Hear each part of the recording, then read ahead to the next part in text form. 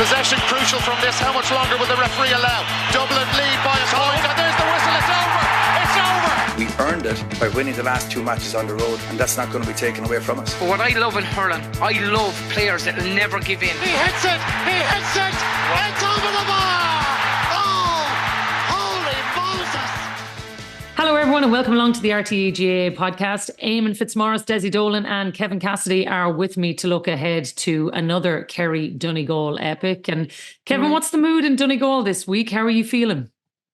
It's gone bananas, Jacqui, to be honest with you.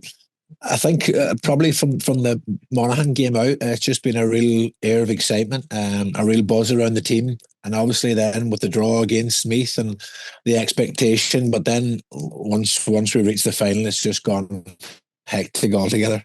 Yeah, I kind of got the sense that might happen. Maybe it's different in Kerry, Eamonn, I don't know. Is there an added spice because it's Donegal and maybe there's a bit of unfinished business there for both teams?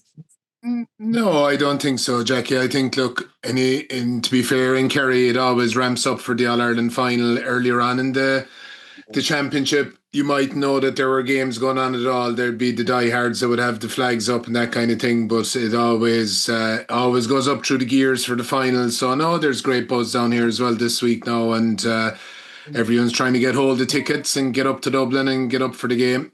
Yeah. It's that's part of the fun. I wonder though, Dessie, when we planned at the start of the year, like 98 games, including everything that's happened in the Tailteann Cup, feels like an awful lot of football has been played. Is this the perfect final that we could have gotten for 2025? Absolutely. The two best teams have got there. There was great anticipation and build-up coming into the semi-finals, but they probably didn't actually live up to the contest we expected on both occasions. I just looking at last year's score, Armagh 111, Galway 13 points. To put context, Donegal scored 3 goals and 26 points in the last game. David Clifford on his own got 1-9. So I suppose the colour, the excitement, the expectation, it's fever pitch really. And I think the two best teams are there. It'll be a magical occasion in Croke Park. And I think because the two teams are so evenly matched and then there's different philosophies at play here, it's a fascinating contest coming up on Sunday. Yeah, it's funny though you mentioned that because the shooting and the scoring is so different now. Like, let's say, Kevin, that Donegal team you would have played on probably had a name as being a defensive team, managed to shut a lot of teams out. The scores that this Donegal team have managed to rack up at the other end of the field have been something else this season. Yeah, I suppose when Jim came in first in 2011, it was definitely defence-minded because I suppose the nature of where we'd come from and just to make us competitive. But then the second year, it was more about transition and working scores and being able to hurt the opposition. This time around is completely different. And then I suppose when the new rules were added to that, it can double down. Like, if you were Kerry this, and I'd like to get Eamonn's thoughts on this, if you were Kerry this weekend, like Donegal have so many fires to put out. Like there's cornerbacks, scoring halfbacks, midfielders, whereas I suppose from a Donegal point of view, we're heavily focused on Clifford and Seanie O'Shea. So I think for Jack O'Connell this weekend, that's the big question. How do you go about shutting all of these lads down? What do you think, Eamonn?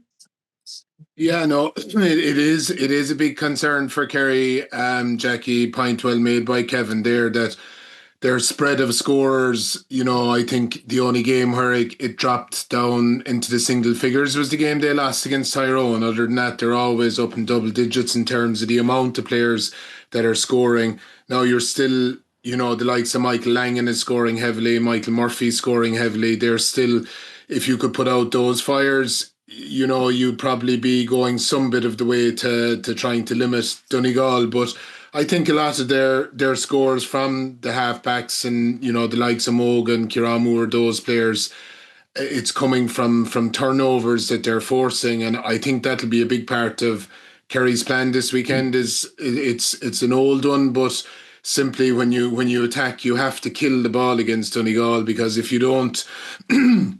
If you give them back the ball, they're so good at the counter-attacks. They're so good at getting up the field. They've so many different players that can do it. That it's a tough ask. So I would expect that to be a good part of Kerry's preparations in terms of making sure they kill the ball. Dessie's laughing away there. I am. It's hard to take Eamonn seriously when he's playing down Kerry in an All-Ireland final. I'm not playing him down, Dessie. It's like, Kevin, you're teeing him up here. Like, he doesn't even have to try. Do you know what, though, Dessie? It's a point well made, right? You're the only neutral here, so let me ask you this. Would you prefer to have a scenario like what Kevin's talking about, where you're Kerry trying to put out lots of small fires, or you're in the Donegal side where you're trying to put out like a bonfire when it comes to if Shawnee O'Shea or David Clifford ignites, that could take down your whole forest. So which one of these fires are you trying to put out? Yeah, but like you're guaranteed for David Clifford to perform. That's the reality. Like there's no point saying David Clifford isn't going to perform in this final. He is going to perform. Will Paddy perform? You can't stop him. Like he's man marked the last day. It's really tightly, and he's still. What makes you so sure, though? The facts. The facts. Yeah. We're speaking facts here. And do you know what? It's fascinating with David Clifford.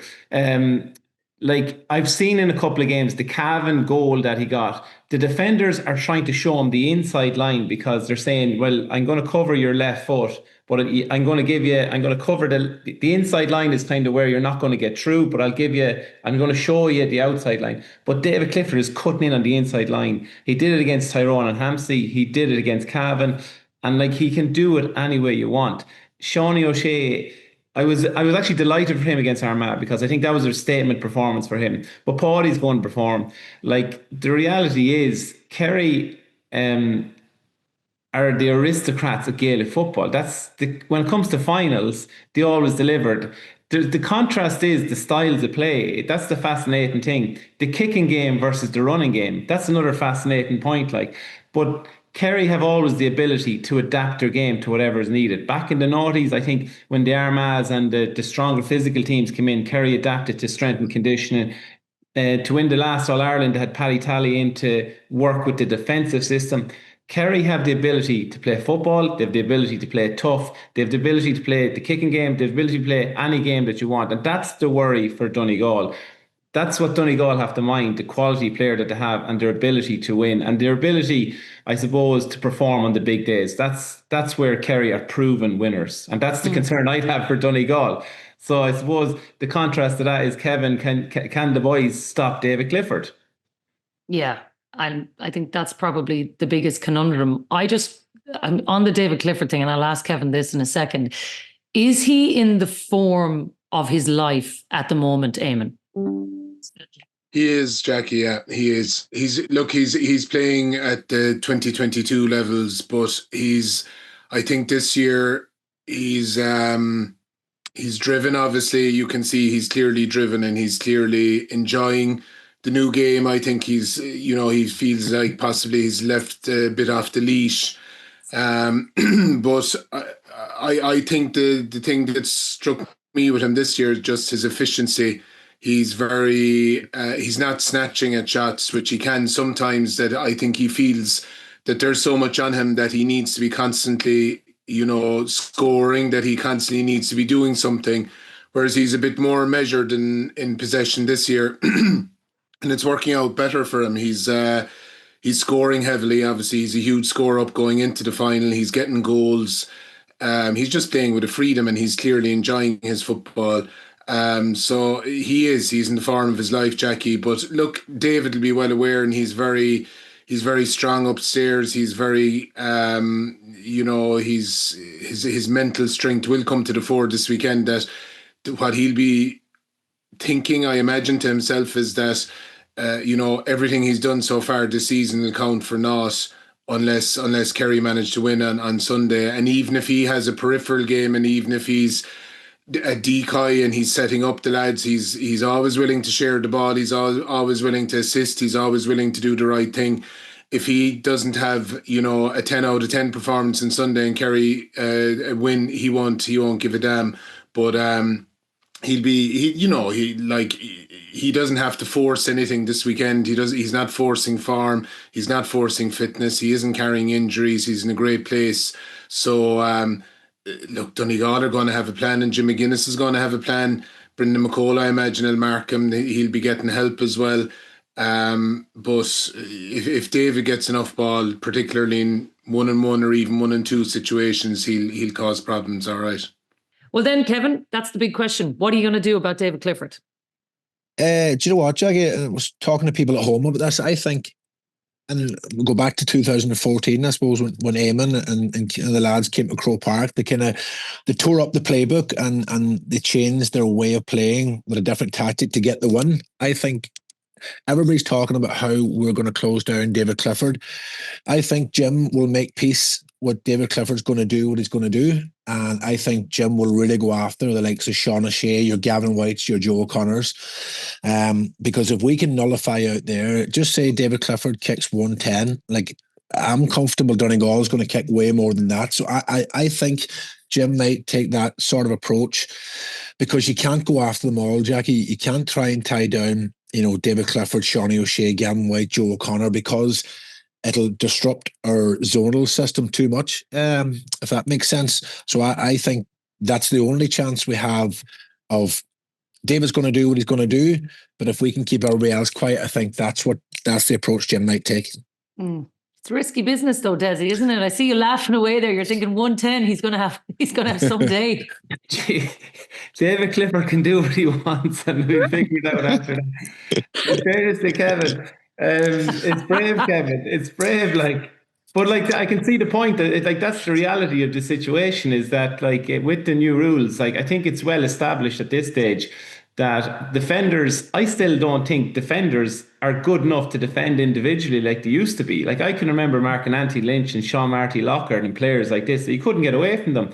But the 1v1 is causing a lot of problems to defenders nowadays, because they've got so used to numbers coming back. And let's be honest, poor Campsey was left hung out to dry in terms of the space that David Clifford was afforded, but they couldn't get the people back. And that's the difficulty with the tactics. But equally, Jacqui, the role of Michael Murphy is fascinating for me as well, because I would have felt 2 years ago, his legs looked tired. He put a lot of effort into Donegal since the age of 17. But the influence, not his performances are incredible, but I think the influence on the group that he has is absolutely fascinating, because he's such an influential character in terms of he gets the scores. He obviously is communicating with all the lads to see what they need to do. But as well as that, he's kind of the enforcer. He's looking out for everybody as well. It's an incredible contest with two icons of the game at the minute, David Clifford and Michael Murphy. What's Kerry's plan for Murphy then, Eamonn? It's an interest. It's not straightforward, to be honest, Jacqui. Look, Jason Foley is Kerry's fullback, and he'd have the height and pace to go with Michael, but he's generally marked Oisín Gallen when Kerry have come up against Donegal. So I'd nearly expect him to go. Dylan Casey at this stage is quite experienced. He wouldn't be as tall as Michael, but he is strong and he's a physical player. So possibly could be him. Another one could be to put Mike Breen back, but I think that'd disrupt Kerry's defensive setup then from centre back. So probably Dylan Casey, or a left field one would be Paul Murphy to pick him up, because to be fair to Paul Murphy, he's experienced and he plays bigger than he is.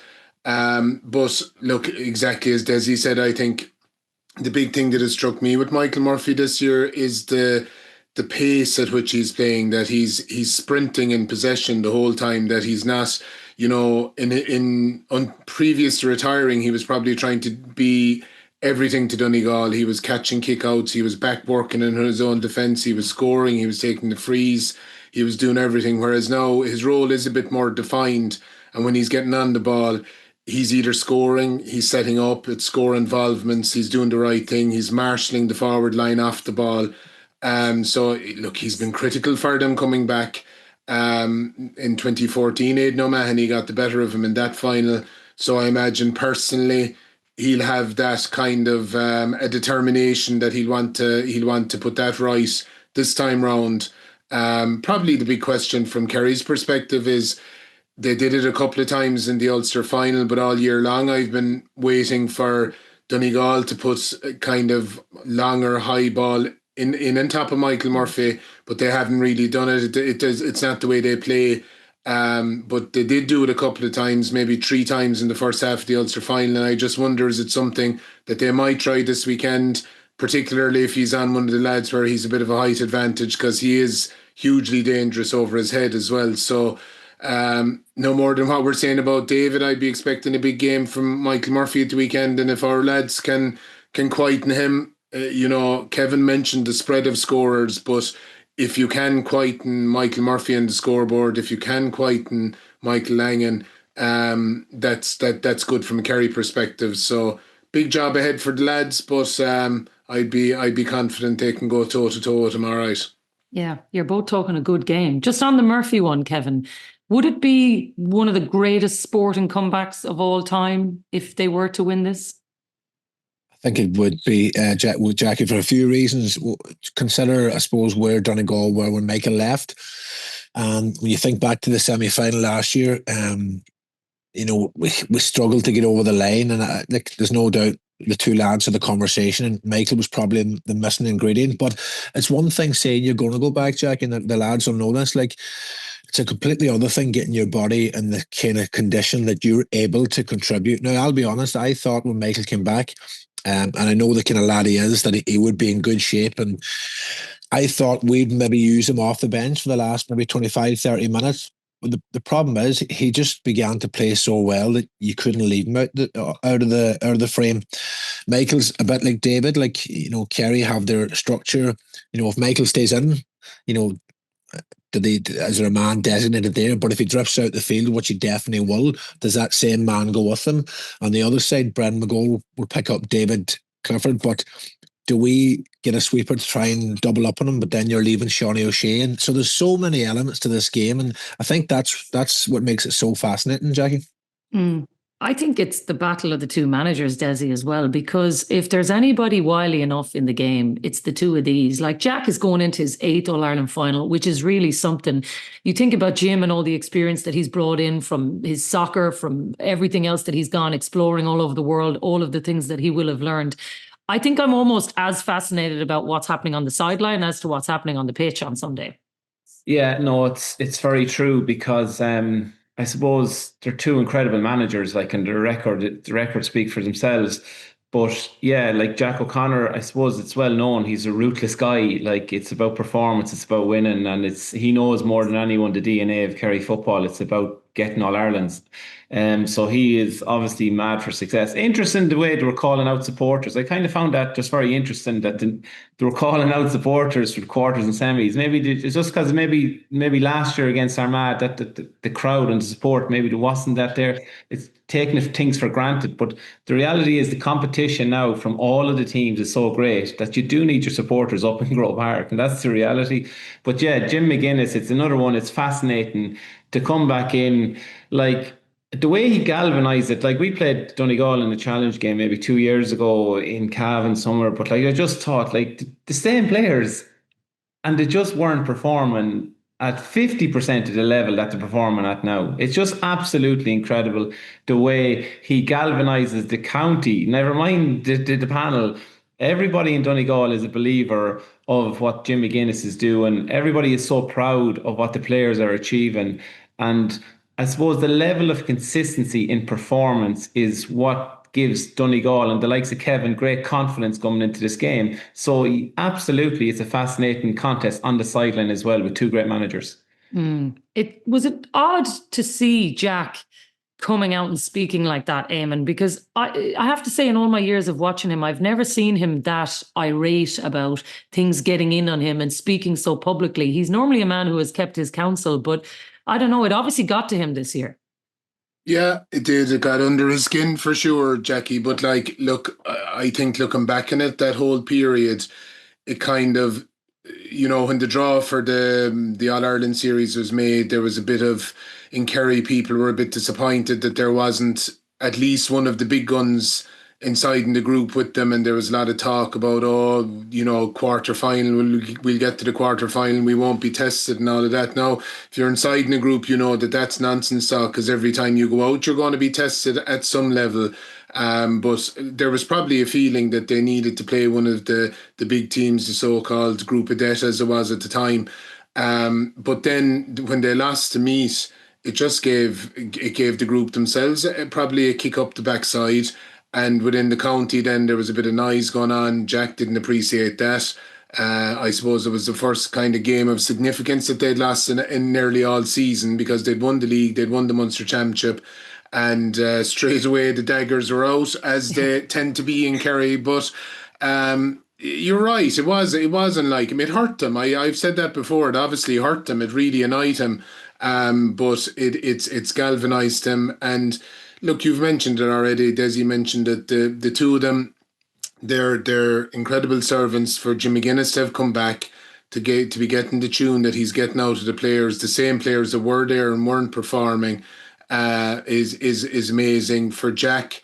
And like, you have to think of the disappointment of when he was beaten last year, the question marks that were there again. He had to rebuild his management team over the winter.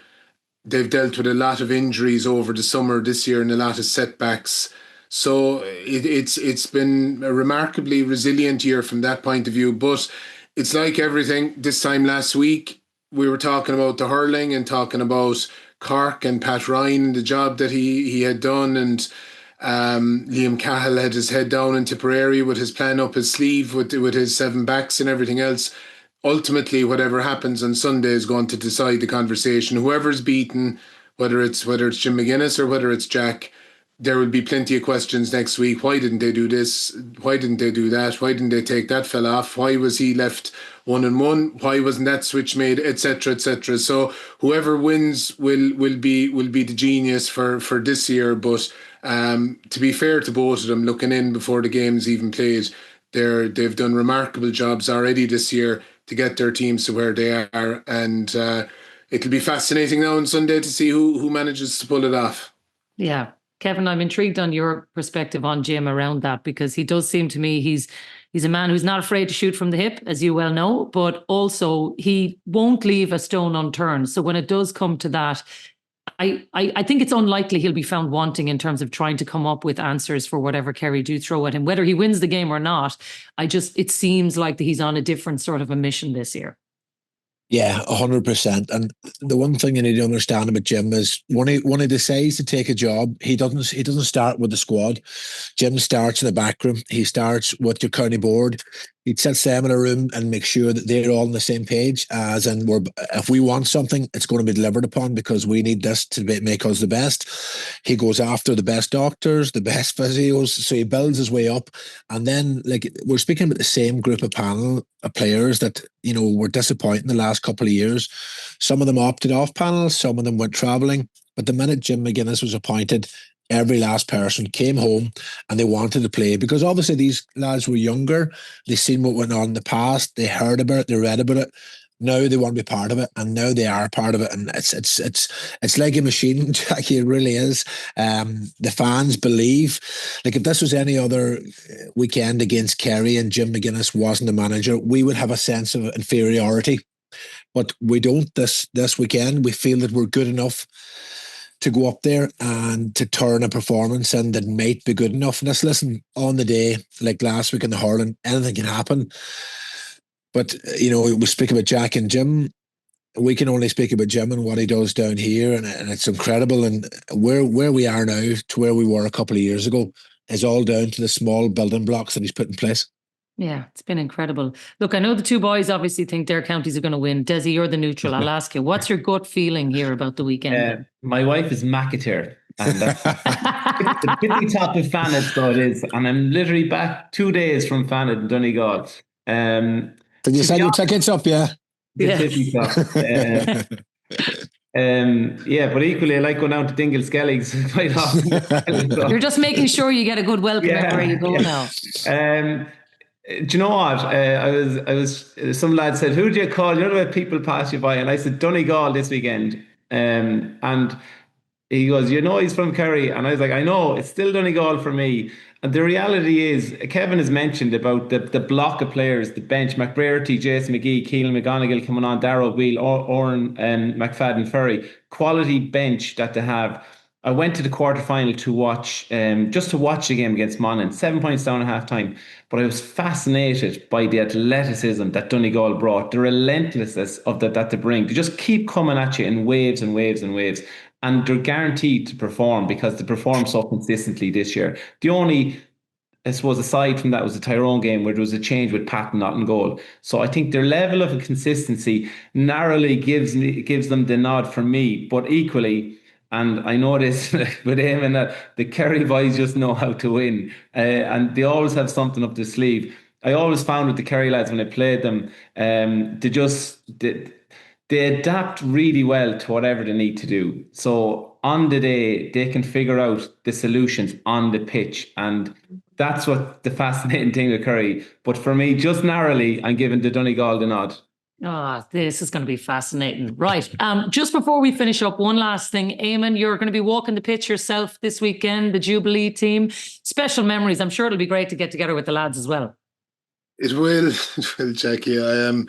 I'm still struggling to get my head around it. That's the stage we're at now, that we're going out waving to the crowd. I remember going to games with my dad years ago, and you'd be asking him, who's that old fella out there, and was he any good, and so on and so forth. So that's where we are now. But yeah, no, absolutely. Look, we're looking forward to it, and we're meeting up in Dublin at the weekend, and some of the lads I'd see regularly enough. I'd bump into them regularly enough, and more of them I haven't seen in years. I'd say some of them I've hardly seen them since 2000. So yeah, it'll be great. It'll be great to catch up, and we're all a bit older and wiser. So I presume it'll be tamer, Jacqui. But I'd say so. Yeah, I'd say so. Knowing you lot, I doubt it. Yeah.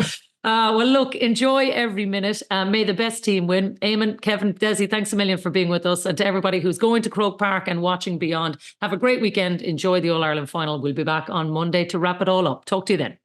Possession crucial from this. How much longer will the referee allow? Dublin lead by a point.